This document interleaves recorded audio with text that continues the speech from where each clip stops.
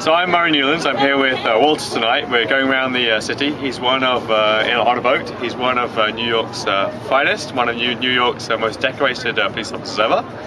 And I'm going to be interviewing him about his career, what he's doing now, and what he's looking for. So tell me about what you've done and tell me about your career. Well, I was a New York City police officer for 21 years. I worked in the South Bronx during the crack wars of the 1980s. Okay. During my venue as a police officer, I was involved in literally thousands of arrests. I retired with over 220 awards, which puts me as one of the most decorated. Put away a lot of bad guys. I saw a photo of you with your medals, and it looked like you had a scarf almost. There was just a huge number of different decorations. That's incredible. And congratulations on that. Thank you. And what are you doing now that you've left the police force and you moved on? And what are you doing now? Well, I retired in 2004, October. Since then, I do executive protection, asset protection, high-end security work, bodyguard work, which is what I'm doing on the ship right now. Yeah. My bodyguard. Hey, bodyguard. You're safe. It's a gun.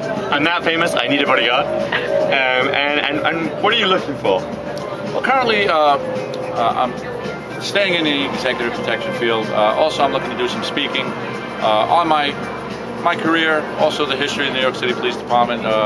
It's very rich in history, and unfortunately, in this day and age, a lot of police, and especially in New York City and the bigger cities, you always hear the bad stories, but there's literally hundreds of thousands of heroic stories that take place literally daily, and that's kind of what my project is about. Who is the most decorated New York City police officer? So I'm currently looking to finish my project. I'm working on a book. I have a website pertaining to the most decorated officers of the New York City Police Department, and I'm also looking for speaking engagements, also about my career, and also how to properly police to get the job done effectively.